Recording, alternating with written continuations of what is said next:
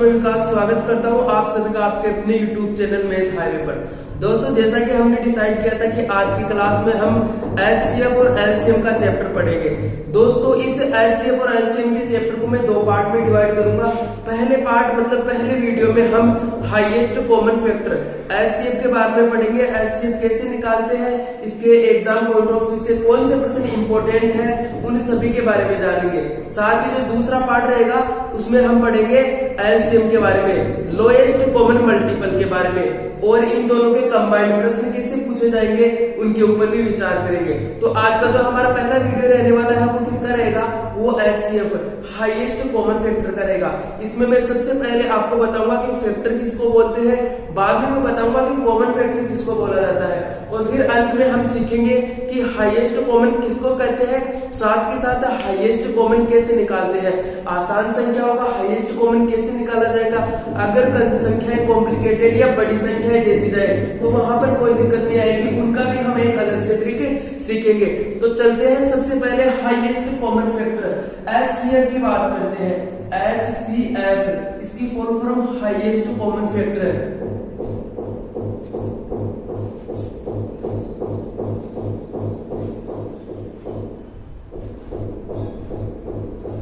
Highest common factor. तो सबसे पहले हम जानते हैं कि फैक्टर किस चीज को बोलते हैं। दोस्तों, सरल भाषा में अगर मैं बोलूं कि किसी संख्या का यदि मुझे फैक्टर ज्ञात करना है तो कैसे करूंगा।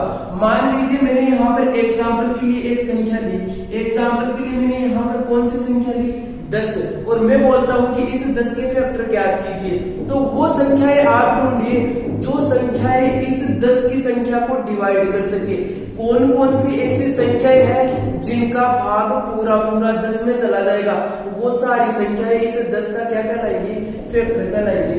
देखो दोस्तों, क्या संख्या 1 10 को डिवाइड करेगी, बिल्कुल ये संख्या 1 10 को डिवाइड करेगी, 2 भी 10 को डिवाइड करेगी, 3 10 को डिवाइड नहीं करेगी पूरी बार, न 4 करेगी, और 5वीं संख्या जो 10 को आसानी से डिवाइड कर देगी। फिर बाद में आने वाली जो संख्या है 10, क्योंकि 6 7 8 और 9 ये 10 को डिवाइड नहीं कर पाएगी। तो यहाँ पर 10 को कौन कौन सी संख्याएं डिवाइड कर रही है, एक तो 1, दूसरी 2, 1 5 और एक 10।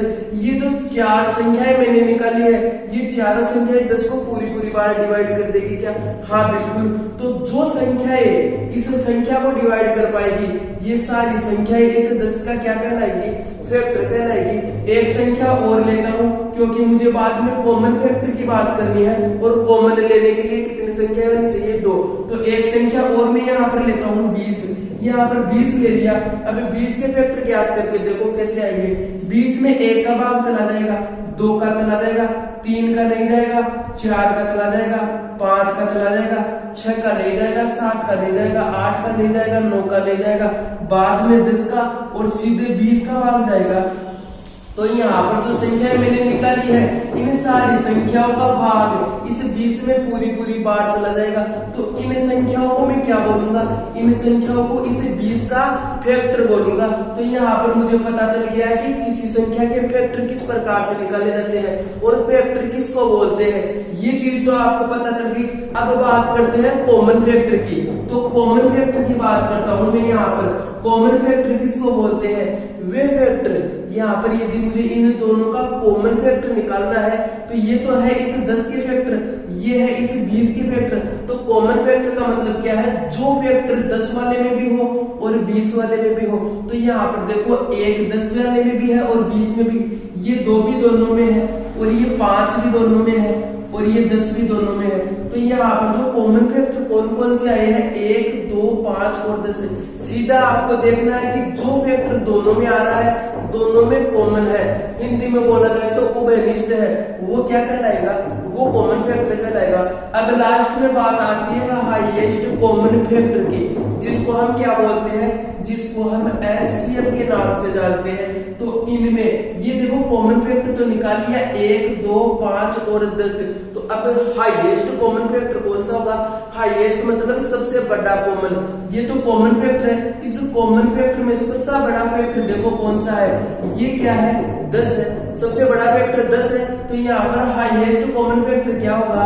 यहाँ पर जो हाईएस्ट कॉमन फैक्टर होगा वो 10 हाईएस्ट कॉमन फैक्टर का मतलब ये 10 एचसीएफ है। कौन कौन सी संख्याओं का? यहाँ पर 10 का और 20 का क्या निकल के आया है? एचसीएफ निकल के। सबसे पहले हम सबसे इजी लेवल के प्रश्नों को लेकर स्टार्ट करते हैं इस चैप्टर को, जिससे कि आपको जो कॉन्सेप्ट है वो अच्छे तरीके से समझ में आ जाए। फिर हम प्रश्नों का लेवल धीरे धीरे बढ़ाएंगे और एग्जाम पॉइंट ऑफ व्यू से किस प्रकार के प्रश्न पूछे जाएंगे उनके बारे में भी चर्चा करेंगे। तो सबसे पहले मैं यहाँ पर एक एग्जाम्पल लेता हूँ। एग्जाम्पल के लिए मैंने लिए 4, 8, 12 और 16। इसका मुझे क्या ज्ञात करना है? एचसीएफ हाईएस्ट कॉमन फैक्टर ज्ञात करना है। इन्हें जो संख्याएं दी गई है मुझे 4, 8, 12, 16, इसका हाईएस्ट कॉमन फैक्टर मुझे निकालना है। दोस्तों इस प्रकार के प्रश्न हमने बचपन में भी किए हैं, लेकिन यदि मैं जो छोटी क्लासों वाले बचपन के तरीके लगाऊंगा तो यहाँ पर 2 या 3 मिनट खर्च हो जाने वाले हैं। लेकिन मुझे तो केवल एग्जाम में 1 मिनट का समय दिया हुआ होगा एक प्रश्न को करने के लिए, और मैं यहाँ पर लेकर चल रहा हूँ 5 सेकंड कि 5 सेकंड के अंदर अंदर प्रश्न सोल्व हो जाना चाहिए। जरूरी नहीं उसमें पूरा 1 मिनट ही लगे। तो वो ट्रिक, शॉर्ट ट्रिक क्या होगी उसके बारे में हम जानेंगे कि प्रश्न को देखते ही डायरेक्ट हम उत्तर निकाल दे, पेन को उठाने की जरूरत न पड़े। तो कैसे करेंगे? देखो सबसे पहले प्रश्न को देखेंगे कि 4, 8, 12, 16 ये दिया गया है और उसका मुझे क्या निकालना है? एचसीएफ निकालना है। सबसे पहला काम होगा आपका दी हुई संख्याओं में से सबसे छोटी संख्या देख लो। ये सबसे छोटी संख्या आपने देख ली। देखने के बाद में क्या करो? इस संख्या का भाग देके देखो। सबसे छोटी संख्या अलग निकाल ली। अब इस संख्या का बची हुई संख्याओं में भाग देकर देखो इस 4 का भाग 8 में चला जाएगा, 4 का भाग 12 में भी चला जाएगा और इसे 4 का भाग 16 में चला जाएगा। बस इतना ही ध्यान रखना है। यदि सबसे छोटी संख्या का भाग इन सभी संख्याओं में चला जाता है तो एचसीएफ क्या होगा? वो सबसे छोटी संख्या एचसीएफ होगी। डायरेक्ट आपको करते हुए चलना है, छोटी क्लासों की जैसे नहीं कि 4 के फैक्टर करोगे, 8 के फैक्टर, 12 के और 16 के, फिर उसमें से कॉमन, वो चीज आपको नहीं करनी। डायरेक्ट देखना है कि दी हुई सारे प्रश्नों कैसे करना है? दी हुई संख्याओं में से अगर जो छोटी संख्या है उसका भाग सभी संख्याओं में चला जाता है तो वो दी हुई छोटी संख्या क्या होगी? वो संख्या हाईएस्ट कॉमन फैक्टर होगी। एक एग्जाम्पल और लेता हूँ। एग्जाम्पल आप खुद से करके देखिए। यहाँ पर मैंने एग्जाम्पल लिया 3, 18, 12। इन संख्याओं का क्या निकालना है मुझे? Highest common. एक बार आप खुद से करके देखिए। मैंने आपको क्या बताया? मैंने बताया आपको कि दी हुई संख्याओं में से सबसे छोटी संख्या निकालिए। सबसे छोटी संख्या क्या है? सबसे छोटी संख्या 3 है और इस सबसे छोटी संख्या का बाकी बची हुई संख्याओं में भाग देकर देखो। मैंने 3 का भाग 18 में दिया, चला गया। 3 का भाग 12 में दिया, चला गया। तो भाई सबसे छोटी संख्या क्या है? 3। ये 3 ही क्या होगी मेरी? ये 3 ही होगी मेरी एचसीएफ, जिसको हम बोलेंगे हाईएस्ट कॉमन फैक्टर। अब बात करते हैं और दूसरे प्रश्नों की। अगर हमें प्रश्नों में सबसे छोटी संख्या का भाग सभी में जाता हुआ दिखे तो वहां पर क्या होगा? वो सबसे छोटी संख्या क्या होगी हमारी? वो सबसे छोटी संख्या हमारी हाईएस्ट कॉमन फैक्टर एचसीएफ होगी। अब कुछ एक ऐसा एग्जाम्पल लेते हैं जिसमें जो सबसे छोटी संख्या है उसका भाग सभी में न जाए तो क्या करेंगे? देखो सबसे पहला हम एग्जाम्पल लेंगे 8, 20, 28 और 44। इन संख्याओं का क्या लेना है मुझे?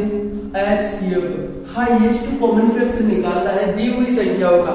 तो कैसे निकालेंगे? मैंने तो आपको बता दिया कि बच्चों वाला तरीका नहीं लगाना, हमें इनके किसी के भी फैक्टर नहीं करने। सीधी सी चीज देखो, चारों संख्याओं में से सबसे छोटी संख्या कौन सी है? सबसे छोटी संख्या कौन सी है? 8 है। इस 8 का भाग देखो 20 में दिया, नहीं दिया। अगर एक भी संख्या में नहीं जा रहा तो उस प्रश्न को छोड़ दो। प्रश्न को क्या छोड़ दो? आगे जो तरीका करना है उसको छोड़ दो। फिर क्या करना है वो देखो पिछले वाले प्रश्न में क्या था कि जो संख्या थी उसका भाग जा रहा था, उसको एचसीएफ मान लिया।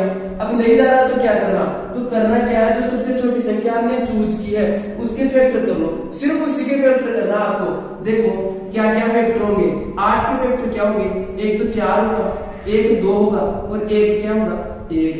ये फैक्टर कर लिए मैंने किसके 8 के। अरे फैक्टर क्या होता है आपको बताया मैंने सबसे पहले कि वो संख्या है जिनका भाग दी हुई संख्या में जाता है उस संख्या के ये वाले फैक्टर होते हैं। ये चीज बताया। अब देखो 8 तो नहीं होगा, 8 तो मैंने चेक कर लिया कि इन संख्याओं का एलसीएम नहीं होगा। फिर जाओ आप दूसरी बड़ी संख्या पर, ये कौन सी है 4। सिर्फ इनके फैक्टर पर जाना है, बाकी संख्याओं में तो भाग ही देके देखना है। अभी 4 का भाग देखो 8 में तो जाएगा क्योंकि 8 का तो फैक्टर है। अब 4 का भाग 20 में दिया मैंने, चला गया। 4 का भाग 28 में दिया, चला गया। और 4 का भाग 44 में गया, चला गया। अरे चला गया तो क्या हुआ, ये फैक्टर किसका भाग गया 4 का। 8 का जो फैक्टर निकाला था हमने 4, इसका भाग इन सभी में चला गया। तो एलसीएम क्या होगा बताओ, एलसीएम होगा ना 4। ये 4 मैंने यहाँ पर एलसीएम निकाल लिया। तो इस प्रकार से आपको देखना है, यदि छोटी संख्या का भाग चला जाता है तो छोटी संख्या एलसीएम होगी, और छोटी संख्या का भाग नहीं जाता है तो उस छोटी वाली संख्या का क्या कर लो, उस छोटी वाली संख्या का आप फैक्टर कर लो। और इस फैक्टर में जिस संख्या का भाग जाएगा वो संख्या क्या होगी, वो एलसीएम हो जाएगी। नेक्स्ट प्रश्न देखो। देखो मैं आपको बार बार एक ही चीज बता रहा हूँ कि आपको बचपन वाला तरीका नहीं चलाना। क्यों नहीं चलाना है, क्योंकि यहाँ पर आपको टाइम बचाते हुए चलना है। और टाइम कैसे बचेगा, ट्रिक लगा कर ही टाइम बचाया जा सकता है। अब नेक्स्ट एग्जाम्पल लेता हूँ। नेक्स्ट एग्जाम्पल के लिए मैं यहाँ पर लेता हूँ 30, 42 और 135। 30, 42 और 135 ये मैंने लिया है 3 अंक। इनका क्या ज्ञात करना है, हाईएस्ट कॉमन फैक्टर एलसीएम निकालना है। बताया है उसी कॉन्सेप्ट पर चलो। तीनों संख्याओं में सबसे छोटी संख्या देख लो। तीनों संख्याओं में सबसे छोटी संख्या कौन सी है, 30 है क्या, बिल्कुल 30 है। अब इस 30 का भाग मैंने दिया 42 में, नहीं गया तो आगे जाओ मत, क्या करो इस 30 के फैक्टर कर लो। 30 के फैक्टर क्या होंगे, एक तो 15 होगा, और क्या होगा, एक 6 होगा, एक 5 होगा, एक 3 होगा, और क्या होगा, और एक 10 होगा, और 1 होगा। ये फैक्टर हो गया 2 होगा। तो इनके जो फैक्टर हमने निकाल लिए, 1 का भाग जाएगा, 2 का जाएगा, फिर 3 का जाएगा, फिर 5 का जाएगा, फिर 6 का, फिर 10 का, फिर 15 का। इस प्रकार से ये क्या निकाल लिए हमने, सिर्फ एक ही संख्या के फैक्टर निकालो आप 30 के, ये हमने इसके फैक्टर निकाल लिए। अब ऊपर से चलो सबसे बड़ी संख्या 30 थी, इस 30 का भाग तो जा रहा नहीं। 15 का देखते हैं, 15 का 30 में तो जाएगा क्योंकि इसका तो फैक्टर है। 15 का भाग 42 में भी नहीं गया, भाई नहीं गया तो यहीं पर छोड़ दो इसको, क्योंकि भाग सभी में जाना चाहिए, तभी वो उसका फैक्टर होगा इन तीनों संख्याओं का। कौन सा, हाईएस्ट कॉमन फैक्टर। अब 6 का भाग देखते हैं। 6 का भाग इसमें तो चला गया, इसमें देखकर देखो यहाँ पर 6 का भाग 135 में नहीं गया। फिर 5 का भाग देखकर देखते हैं। 5 का भाग 42 में जाएगा नहीं, क्योंकि आपको पता है कि 5 का भाग उन्हीं संख्याओं में जाता है जिनके अंत में या तो 0 हो या फिर 5 हो। तो यहाँ पर 42 में नहीं जाएगा, तो 5 को भी कैंसिल कर दो। फिर बड़ी संख्या कौन सी है, 10। हमें बड़ी संख्याओं से लेकर चलना है, तो 10 का भाग किसमें जाएगा, 30 में जाएगा, बाकी इन दोनों में भी 10 का भाग नहीं जाएगा।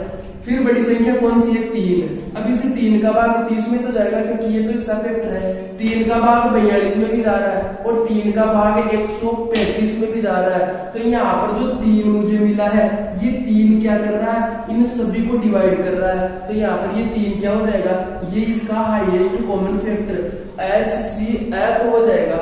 ये चीज आपको समझ में आई कि नहीं, मेरे अकॉर्डिंग अच्छी तरीके से आ गई होगी। सीधा है एलसीएम का एक ही कॉन्सेप्ट है, आपको कहीं पर भी नहीं जाना। सीधा काम क्या करना है, दी गई संख्याओं में से छोटी संख्या चूज कर लो, भाग जाए तो सही, न जाए तो क्या करेंगे, उसके फैक्टरों में से किसी न किसी का भाग तो सब में जाएगा, और जिस संख्या का भाग जाएगा वही क्या होगा हमारा, वो हाईएस्ट कॉमन एलसीएम होगा। नेक्स्ट क्वेश्चन लेते हैं 24, 60, 84, 108। क्या है, 24, 60, 84 और 108। ये संख्याएं ली है मैंने 4। एग्जाम्पल के लिए 4 संख्याएं ली, और इन चारों संख्याओं का क्या ज्ञात करना है, हाईएस्ट कॉमन फैक्टर एचसीएफ ज्ञात करना है। देखो किस प्रकार से करेंगे, देख लो इन संख्याओं में सबसे छोटी संख्या कौन सी है, 24 है। 24 है कि नहीं, इस 24 का भाग दो, जाएगा क्या 60 में, नहीं जाएगा, छोड़ दो यहीं पे। अब आगे की काम करो, क्या करना है, 24 के फैक्टर कर लो। 1 का भाग जाएगा, 2 का जाएगा, 3 का जाएगा, 4 का जाएगा, 6 का जाएगा, 8 का जाएगा, 12 का, और खुद 24 का। ये भाग जाएगा कि नहीं, बिल्कुल ये भाग जाएंगे। अब देखो यहाँ से क्या करेंगे, यहाँ पर देखो 24 का भाग देकर देखा आपने, 24 का भाग नहीं गया, केवल 24 में गया, आगे भाग ही नहीं जा रहा। फिर हम भाग देके देखते हैं 12 का, क्योंकि हमें बड़ी संख्याओं से छोटी संख्याओं की ओर भाग देते हुए आना है। तो 12 का भाग दिया 24 में तो जाएगा क्योंकि इसका फैक्टर है। बाकी 60 में देखो 12 पंजे 60, 12 सताम 84, 12 इंटू 6 और 12 में हमारी 108। इसका मतलब क्या हुआ, जो संख्याएं हमने दूसरी बार में क्या ली है यहाँ पर 12, इस 12 का भाग सब में जा रहा है। दूसरी भाषा में बोलूं तो ये 12 क्या इन चारों संख्याओं को डिवाइड कर रहा है, बिल्कुल ये 12 चारों संख्याओं को डिवाइड कर रहा है। तो ये 12 क्या हो जाएगा यहाँ पर, ये क्या हो जाएगा इसका, ये एचसीएफ हो जाएगा, इसका हाईएस्ट कॉमन फैक्टर हो जाएगा। अब मैं आपके पास में कुछ ऐसे एग्जांपल्स लेके आया हूँ जिसमें क्या है कि कुछ ऐसी संख्याएं दी गई है, बड़ी संख्या, जिनके फैक्टर करना थोड़ा सा प्रॉब्लम हो सकता है। प्रॉब्लम क्या हुआ, इनमें थोड़ा सा टाइम ज्यादा लग सकता है, और हमें क्या करना है, हमें ऐसे तरीके सीखने हैं जिनमें टाइम कम लगे। देखो मैंने पीछे आपको जो समझाया है उनमें क्या होता है कि जो छोटी संख्याएं दी हुई है उनका आप एचसीएफ आसानी से उस तरीके से निकाल सकते हो, लेकिन जब बड़े संख्याओं की बात आती है तो क्या यदि मैं वो तरीका लगाऊंगा तो आंसर आ पाएंगे? बिल्कुल आपका तरीका, हर एक तरीका सही होगा, आंसर उससे भी निकल के आएंगे, लेकिन जो तरीका मैं अब बताऊंगा वो बड़ी संख्याओं के लिए, क्योंकि उससे आंसर हम थोड़ा सा क्विकली निकाल पाएंगे। अगर उस तरीके से भी करेंगे तो थोड़ा सा टाइम नहीं ज्यादा लग सकता है, लेकिन आंसर हमारे सेम आएंगे। तो देखो किस प्रकार से इनको सोल्व करेंगे। यहाँ पर देखते हैं हम कि ये 3 संख्याएं दी गई है, इन 3 संख्याओं में क्या करते हैं, इनका तीनों का मुझे हाईएस्ट कॉमन फैक्टर ज्ञात करना है।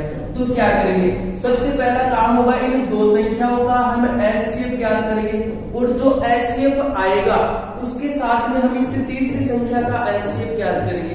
देखो कैसे करते हैं, इन दोनों संख्याओं का एचसीएफ ज्ञात करने के लिए क्या करेंगे, हम बड़ी वाली संख्या में छोटी वाली संख्या का भाग दे दो। आपको एक ही काम करना है, ये बड़ी वाली संख्या क्या है 126 और छोटी संख्या क्या है इन दोनों में से 84। तो 84 का भाग मैं दूंगा 1 to 6 के अंदर। इसमें भाग देके देखता हूँ, अगर 2 बार भाग दूंगा तो मैं ज्यादा चला जाएगा, तो एक बार देके दिया तो कितना आया 84, जब इसमें से लेस किया तो कितना आया 42। अब देखो क्या करना है, यहाँ तक आपने कर लिया। अब जो शेषफल प्राप्त हुआ है इसे शेषफल का भाग देना है किसमें, इस जिसमें सबसे पहले जिसका भाग दिया था, तो इसे 84 को आप यहाँ पर ले आओ, ये 84 यहाँ पर ले आना है। दोबारा देखिए, सबसे पहले इन दोनों संख्याओं में से बड़ी संख्या में छोटी संख्या का भाग देना है, भाग दे दिया है। अब भाग देने के बाद में जो शेषफल बचा है, ये शेषफल है, इसका भाग देना है अब किसमें, जिसका सबसे पहले भाग दिया था। और ये प्रक्रिया जब तक अपनानी है जब तक कि भाग पूरा पूरा न चला जाए। देखो कैसे करेंगे, यहाँ पर 45 का भाग दिया मैंने 84 में, कितना गया ये देखो अब तो 84 आ गया। अब यहाँ पर क्या बचा, 0 बच गया। तो कौन सी संख्या का भाग देने पर 0 बचा है, 42 का भाग देने पर 0 बचा है ना। तो यहाँ पर इन दोनों संख्याओं का एचसीएफ क्या होगा, यहाँ पर ये देखो 84 और 1 to 6 का ये एचसीएफ निकल के आएगा 42, क्योंकि 42 का भाग देने पर संख्या मेरे पास 0 बची है। अब देखो एक तो 42 प्राप्त हो गया और एक अब तीसरी संख्या ले आओ, तो यहाँ पर जो पहले 3 संख्या थी वो कितने में प्राप्त हो गई है, 2 संख्या बची है, एक तो 42 और 140। अब इन दोनों संख्याओं का एलसीएम ले लो। कैसे लेंगे, बड़ी संख्या में भाग दे देंगे छोटी संख्या का, भाग दो। कितनी बार देंगे, 3 बार देके देखते हैं। यहाँ पर 3 बार देखे तो 126 आए। अब इसमें से बाकी कर दो कितने बचते हैं, ये बाकी किया तो कितना आया मेरे पास 14 आ गया। अब इसे 14 का भाग किसमें देना है, जो शेषफल बचा उसका भाग देना है, जिसका पहले हमने भाग दिया था। तो यहाँ पर भाग दे दो आप 42 में भाग दे दो। यहाँ पर कितनी बार भाग गया, 3 बार, 14 3 42, पूरा पूरा भाग चला गया। और नीचे क्या बचा, शून्य बचा, कुछ नहीं बचा। तो किसका भाग देने पर मुझे यहाँ पर शून्य प्राप्त हुआ, 14 का भाग देने पर। तो यहाँ पर मैंने इन तीनों का एलसीएम कितना निकाल लिया, 14 निकाल लिया, 14 निकाल लिया। यहाँ पर इन तीनों का एलसीएम। अब देखते हैं जो दूसरा क्वेश्चन है उसमें क्या करते हैं। इसी प्रकार से आपको बड़ी संख्याओं का एलसीएम निकालना है। यहाँ पर भी ऐसी कुछ संख्याएं दी गई है जिनके यदि मैं फैक्टर करता हूँ। देखो इसमें सबसे छोटी संख्या क्या है, 216। अगर इसको फैक्टर करूंगा तो पहले फैक्टर में टाइम लगेगा, फिर एक एक फैक्टर का भाग देना पड़ेगा मुझे। देखो छोटे वाले प्रश्नों में इतना कुछ दिक्कत नहीं आता है, वहां पर थोड़े से फैक्टर होते हैं और उनका भाग आसानी से चला जाता है। अगर इसका फैक्टर करूंगा तो सबसे बड़ा फैक्टर क्या आएगा 108, फिर 108 का भाग देके जाऊंगा, फिर अगर नहीं गया तो दूसरा फैक्टर यूज करूंगा। तो वो काम न करके हम क्या करेंगे, यही तरीका अपनाएंगे कि पहले क्या करेंगे, ये दो संख्याएं लेंगे, इन दो संख्याओं का एचसीएफ निकालेंगे। कैसे निकालेंगे, ये बड़ी संख्या है 288, इसमें भाग दे देंगे छोटी संख्या 216 का, कितनी एक बार दिया, शेषफल कितना बचा यहाँ पर 72। अब 72 का भाग देंगे, 72 का भाग किसमें देंगे, पहली वाली संख्या में, कितना चला गया, यदि मैं 3 बार देता हूं तो यहाँ पर 216, तो कितना बच गया 0। तो 72 का भाग देने पर मेरे पास यहाँ पर 0 प्राप्त हुआ है। तो इन दोनों संख्याओं का एचसीएफ कितना प्राप्त हुआ, दोनों संख्याओं का एचसीएफ प्राप्त हो गया मुझे 72। और तीसरी संख्या और लेता हूं, बस आपको इतना ही काम करना है कि दो संख्याओं में इन दोनों संख्याओं का सबसे पहले एचसीएफ निकालना है, फिर तीसरी संख्या के साथ में एचसीएफ निकालना है। अब देखो बड़ी संख्या में भाग दे दो, ये तो सीधा सा दिख रहा है, यहाँ पर 10 बार चला जाएगा पूरा भाग और 0 बच जाएगा।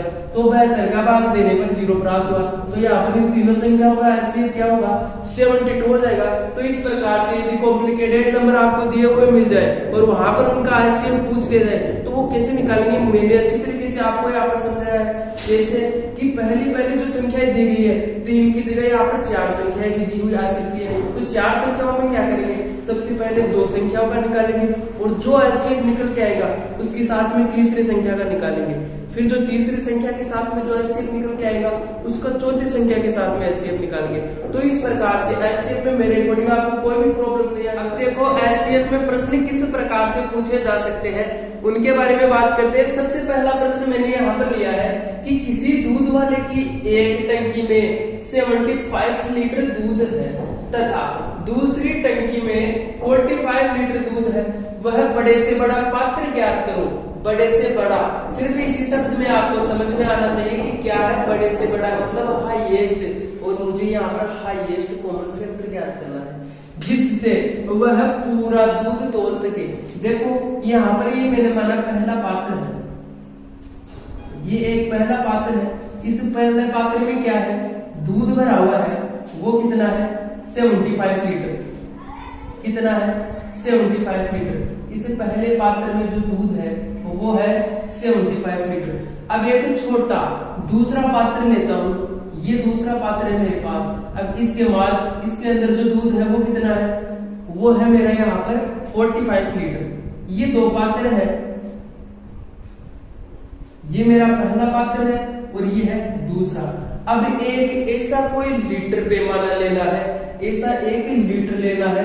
दूध नापने का 1 लीटर आता है, आप सभी उसके बारे में जानते हो। एक ऐसा लीटर, ऐसी माप का लीटर लेना है जो इस पहले वाले को भी खाली कर दे और इस दूसरे वाले को भी, वो भी बराबर माप पे। ऐसा नहीं कि यहाँ पर 3 बार तोलने के बाद में कुछ माप बच गया, यहाँ पर 2 बार तोलने के बाद में भी कुछ दूध न तो बचना चाहिए और न अधिक होना चाहिए। तो कुछ इस प्रकार का माप हम लेंगे जहां पर इन दोनों को आसानी से पूरा तोल सके। देखो कैसे करेंगे, ये है मेरा 75, ये है मेरा 45। तो दो संख्या है यहाँ पर, एक तो है 45 और दूसरी कितनी है 75। और अब इन दोनों में से एक बड़ा सा बड़ा लीटर जिसकी क्षमता हो कितनी हाईएस्ट, बोल रहा है कि बड़े से बड़ा पात्र ज्ञात करो जिसके द्वारा इन दोनों को खाली कर सके। तो बड़े से बड़ा का मतलब आप समझ जाओ क्या करना है यहाँ पर, हाईएस्ट कॉमन फैक्टर। और इन दोनों का हाईएस्ट कॉमन फैक्टर कैसे निकालोगी, अरे बड़ी संख्या है तो क्या करो, दो ही तो संख्या है, दोनों में से सबसे बड़ी में सबसे छोटी का भाग दे दो। भाग दे दिया एक बार, कितना आया 45, कितना बच गया भाई 30। अब इस 30 का भाग देना है, जो शेष पर बचा है इसका भाग देना है किसमें, पहले वाली संख्या में जिसका भाग दिया था 45 में। अब भाग देंगे, एक बार गया कितना आया 30, शेष पर कितना बच गया, अब भी शेष पर 15 बच गया। फिर और क्या करना है, अरे ये प्रक्रिया तब तक अपनानी है जब तक कि जिस संख्या से भाग देने पर शेष पर 0 ना आ जाए। तो 15 का भाग अब किस में देंगे, 30 में देंगे, 2 बार देंगे तो 30 आ गया, अभी यहाँ पर 0 आ गया। तो 15 का भाग देने पर संख्या का जो शेष फल है वो कितना 0 आया। तो इसका हाईएस्ट कॉमन फैक्टर एचसीएफ कितना हो जाएगा 15 हो जाएगा क्या। ये 15 क्या है, इसे लीटर की माप है, छोटे वाले लीटर की, जिसके द्वारा हम इसे 45 लीटर दूध को भी माप सकते हैं और इसे 75 लीटर दूध को भी माप सकते हैं। देखो कैसे, यदि मैं 15 लीटर के इसे माप का यूज करके इसे 45 लीटर दूध को मापना चाहूँ तो पहले 15 फिर 15 फिर 15, तो 3 बार में ये पूरा माप दूंगा। फिर बात आती है 75 लीटर वाले की, तो यहाँ पर 75 लीटर है, उसमें जो 15 लीटर का माप है इसको क्या करेंगे 5 बार भर के निकालेंगे तो पूरा दूध समाप्त हो जाएगा। तो यहाँ पर अगर इस प्रकार का प्रश्न पूछ लिया जाता है तो वहां पर क्या करना है, आपको दी हुई संख्याओं का एचसीएफ निकालना है। नेक्स्ट क्वेश्चन है हमारा कि एक व्यक्ति को पेट्रोल के 403 लीटर, डीजल के 465 लीटर और केरोसिन के 496 लीटर को आपस में मिलाए बगैर पूर्णतः समान माप के डिब्बों में इस तरह भरना है कि प्रत्येक डिब्बा पूरा भर जाए। तो इस प्रकार से बड़ा डिब्बा किस माप का होगा वो मुझे ज्ञात करना है। देखिए दोस्तों, यहाँ पर बड़े 3 पात्र हैं। ये यहाँ पर मैंने बड़े क्या ले लिए, 3 पात्र ले लिए। ये 3 बड़े पात्र है, इनमें क्या है, यहाँ पर सबसे पहले पात्र में पेट्रोल है, कितना है 403 लीटर। दूसरे पात्र में क्या है, डीजल है, वो कितना है 465 लीटर। और तीसरे पात्र में क्या है, तीसरे पात्र में केरोसिन है, कितना केरोसिन है 496 लीटर। ये मेरे पास 3 पात्र है जिनमें से पहले में पेट्रोल, डीजल और तीसरे में केरोसिन है। अब मुझे एक इस प्रकार से बड़ा डिब्बा लेना है कि वो डिब्बा इस माप का लेना है कि केरोसिन भी उस प्रकार के डिब्बों में, चाहे थोड़े से डिब्बे लूंगा, 4-5 डिब्बों में पूरा केरोसिन भर दूंगा और उसी माप के डिब्बों में डीजल भरूंगा, उसी माप के डिब्बों में क्या पेट्रोल, तो वो पूरे डिब्बे फिक्स भर जाए। यहाँ पर न तो केरोसिन थोड़ा भी बचना चाहिए, न डीजल और न पेट्रोल। जिस प्रकार पिछला प्रश्न हमने किया था कि दूध की 2 केतलियां थी, उनमें कुछ इस प्रकार से दूध था कि एक हमें लीटर ज्ञात करना था जिससे पूरा दूध हम माप सके। इस प्रकार यहाँ पर ये 3 तेल के डिब्बे हैं, इनको छोटे डिब्बों में भरना है और वो डिब्बे बड़े से बड़ा किस माप का होगा, तो बड़े से बड़ा। ये सिर्फ हिंट इस नाम से ही दिया हुआ आता है कि हमें क्या ज्ञात करना होता है, यहाँ पर हाईएस्ट कॉमन फैक्टर। तो यहाँ पर मेरे पास 3 अंक है। पहला अंक क्या है 403, दूसरा 465, तीसरा 496। तो इन तीनों का मुझे क्या ज्ञात करना है, हाईएस्ट कॉमन फैक्टर। एचसीएफ ज्ञात कर लूंगा तो वो माप आ जाएगी जो मेरे पास बड़े से बड़े डिब्बे की होगी। तो यहाँ पर मैं क्या करता हूँ, ये बड़ी संख्या है, इनके फैक्टर करने की बजाय क्या करता हूँ, इन संख्याओं का पहले एचसीएफ निकालूंगा, फिर जो एचसीएफ प्राप्त होगा उसका इस तीसरी संख्या के साथ एचसीएफ निकालूंगा। तो इन दोनों संख्याओं का एचसीएफ कैसे निकालते हैं, इनमें से बड़ी संख्या में छोटी संख्या का भाग दे देंगे।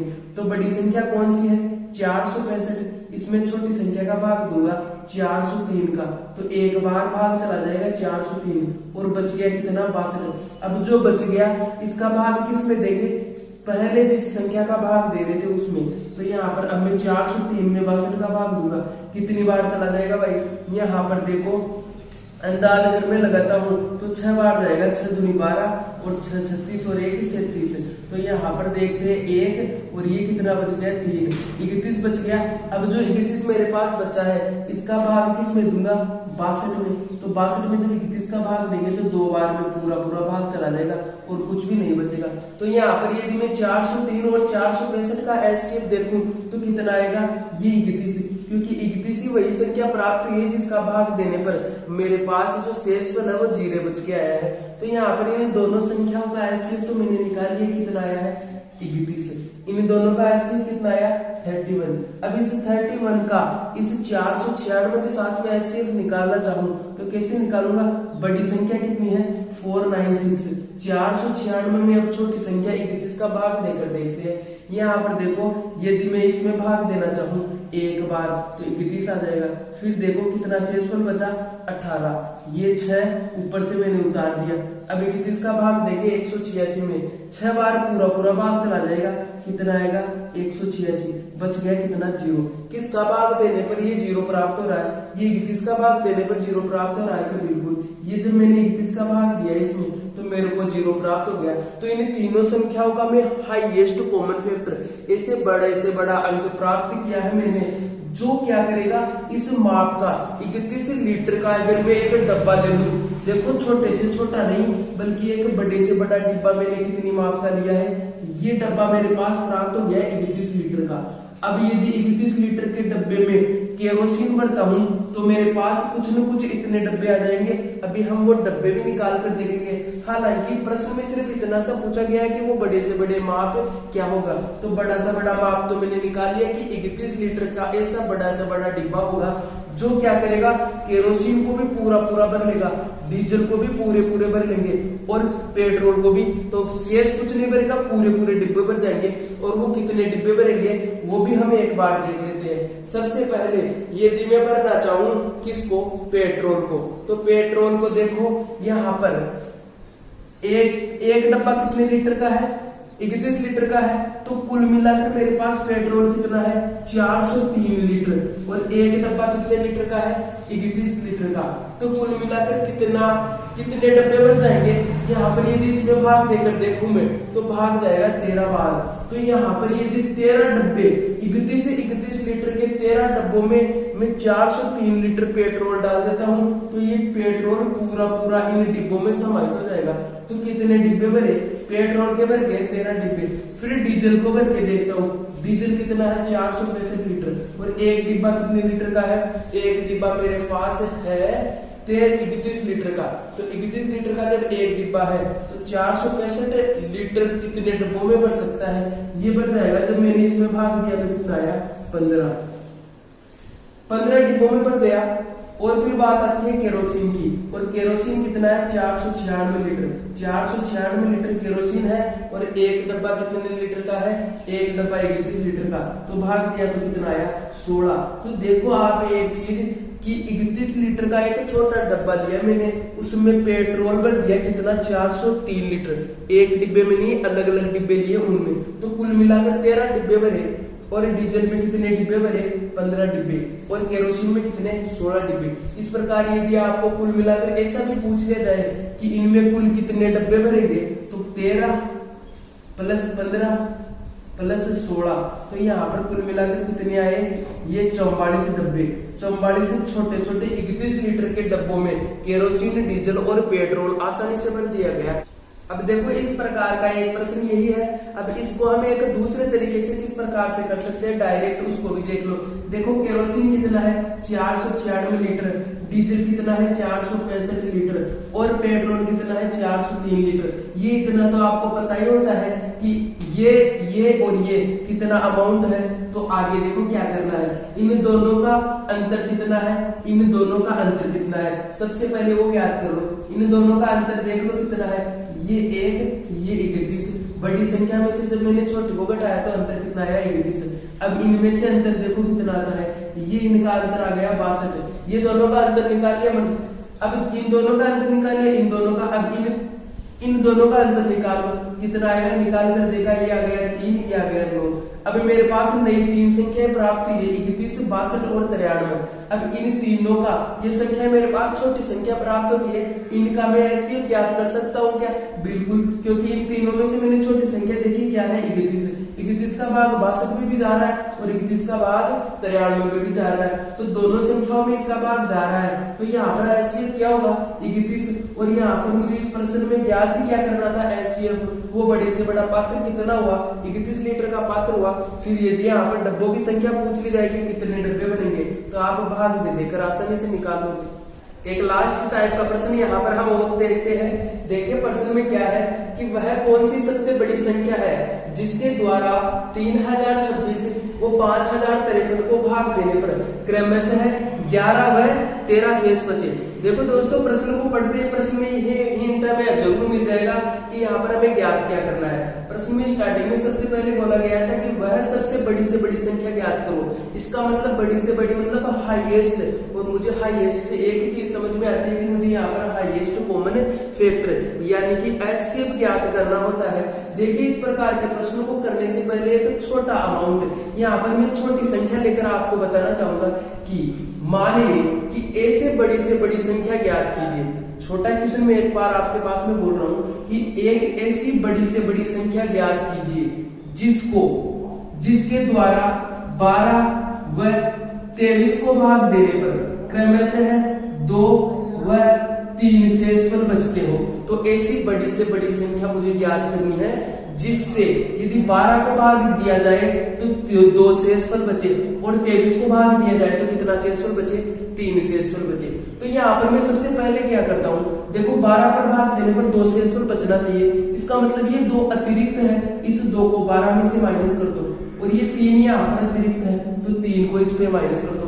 क्यों माइनस किया वो अभी आपको पता चलेगा। पहले जब मैंने माइनस किया तो यहाँ आया 10 और यहाँ आया कितना, 20। अब 2 नई संख्या प्राप्त हुई है, कौन सी, 10 और 20। इन दोनों का एलसीएम आप निकाल सकते हो क्या, देखिए दोनों संख्याओं में से सबसे छोटी संख्या कौन सी है, 10 है। इस 10 का भाग दूसरी संख्या 20 में भी जा रहा है, इसका मतलब एलसीएम क्या हो जाएगा, ये 10 एलसीएम हो जाएगा। तो वो बड़ी से बड़ी संख्या कौन सी हो जाएगी, 10। अब इसे 10 का भाग यदि मैं 12 में देता हूँ तो देखो 2 शेषफल बचा है, इसीलिए मैंने यहाँ पर इसको यहाँ पर घटाया है एलसीएम ज्ञात करने के लिए। फिर 10 का भाग जब मैं 23 में देता हूँ तो 2 बार तो पूरा चला जाएगा, 20 आ जाएगा और फिर अतिरिक्त कितना बच जाएगा, 3 शेषफल बच जाएगा। अब ये का ये लॉजिक हम ये प्रश्न दिया गया है यहाँ पर यूज करेंगे। देखो किस प्रकार से यहाँ पर दिया गया है, जिसके द्वारा पहली संख्या कितनी है, पहली संख्या है 3026 और दूसरी संख्या कितनी है, दूसरी है 5053। ये 2 संख्याएं दी गई है। अब इनमें वो बड़ी से बड़ी संख्या ज्ञात करनी है जिसके द्वारा इन दोनों में भाग दिया जाए। तो पहली में तो कितना शेषफल बचे, 11 शेषफल बचे। तो सबसे पहला काम ही 11 पहली में से हटाई दो इस शेषफल को, और दूसरे में ये 13 शेषफल बचता है तो इस शेषफल को दूसरे में से भी हटा दो। अब नई संख्या देखो क्या प्राप्त होती है, यहाँ पर मेरे पास नई संख्या है 3015 और ये देखो यहाँ पर कितना प्राप्त होता है, ये हो गया 5040। अब ये नई 2 संख्याएं प्राप्त हुई है। अब इन दोनों संख्याओं का मुझे क्या ज्ञात करना है, वो बड़ी से बड़ी संख्या जिनका इन दोनों संख्याओं में पूरा भाग चला जाए, क्योंकि शेषफल जो बचने थे वो तो मैंने पहले निकाल दिए। अब जो मेन संख्या है इनका एलसीएम ज्ञात कर लो। कैसे करेंगे, बड़ी वाली संख्या क्या है 5040, इसे 5040 में भाग दे दो किसका, 3015 का। एक बार भाग चला जाएगा, फिर भाग देंगे, कितना शेषफल बच गया 5, यहाँ पर शेषफल बचा 2 और ये 0 और ये कितना आ गया 2। फिर जो शेषफल बचा इसका भाग हम किस में देंगे, जो भाग हमने सबसे स्टार्टिंग में दिया था जिसका, तो यहाँ पर 3015 में भाग देंगे। एक बार भाग चला गया, कितना 2025। अब इसको माइनस करेंगे, कितना आएगा, ये 9, ये भी कितना आ गया 9, ये आ गया। एक बार माइनस करके देखो, ये जरूर इसका माइनस आ गया। फिर 990 इसका माइनस करने पर आया। अब इस 990 का भाग देंगे हम इसमें 2025 में। 2025 में हम भाग देके देखेंगे किसका, 990 का। कितनी बार भाग जाएगा, 9 दूनी 18, कितना आ गया, ये 2 से गुणा करके देखो, ये आ गया 9 दूनी 18, 18 और 19, 1900 से आ गया। यहाँ पर माइनस के कितना आया 5 और ये माइनस के कितना आया, ये 4, यहाँ पर 0। तो जब माइनस किया तो मेरे पास कितना आया 45। अब मुझे 45 का भाग देना है किसमें, यहाँ पर मैं भाग देके दिखाता हूँ। 45 का भाग देना है 990 में। 990 में 45 का भाग दो, 2 बार गया 90 बार, फिर कितना बचा यहाँ पर 90। फिर 45 का भाग जा रहा है 2 बार, ये 90। तो यहाँ पर शेषफल क्या बच रहा है, 0 शेषफल बच रहा है कि नहीं, यहाँ पर कुछ भी शेषफल नहीं बच रहा।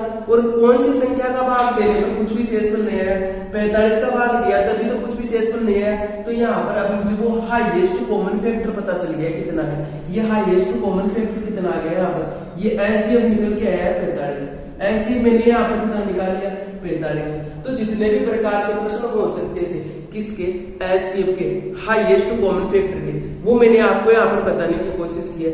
अब जो दूसरा पार्ट होगा इस क्लास का, उसमें हम क्या करेंगे, उसमें करेंगे लोएस्ट कॉमन मल्टीपल, एलसीएम के बारे में देखेंगे कि संख्याओं का एलसीएम कैसे निकालते हैं। और उसके बाद में ये जो एलसीसीएफ है उस एचसीएफ के पॉइंटों वाले प्रश्न किस प्रकार से सोल्व किए जाते हैं, पॉइंटों वाली संख्याओं के एलसीएम कैसे निकालेंगे, पॉइंटों वाली संख्याओं के एलसीएम कैसे निकालेंगे। साथ ही उन प्रश्नों पर भी विचार करेंगे जहां पर एचसीएफ और एलसीएम दोनों कंबाइंड में पूछे जा सकते हैं। तो ये वीडियो देखने के बाद में आप उस वीडियो का वेट करें, जल्द ही नया वीडियो डाल दिया जाएगा जिसमें आपको एलसीएम के बारे में बताया जाएगा। साथ के साथ एग्जाम पॉइंट ऑफ व्यू से हम उस प्रकार के प्रश्नों को भी सोल्व करने की पूरी कोशिश करेंगे और पिछली एग्जाम में पूछे गए प्रश्नों को मैं आपके सामने लेके आऊंगा। तो अभी तक अगर आपने चैनल को सब्सक्राइब नहीं किया तो सबसे पहला काम चैनल को सब्सक्राइब करना है और वीडियो आपको हेल्पफुल लगता है तो वीडियो जरूर लाइक करते हुए जाइए, साथ ही अपने दोस्तों को जरूर शेयर कीजिए। धन्यवाद।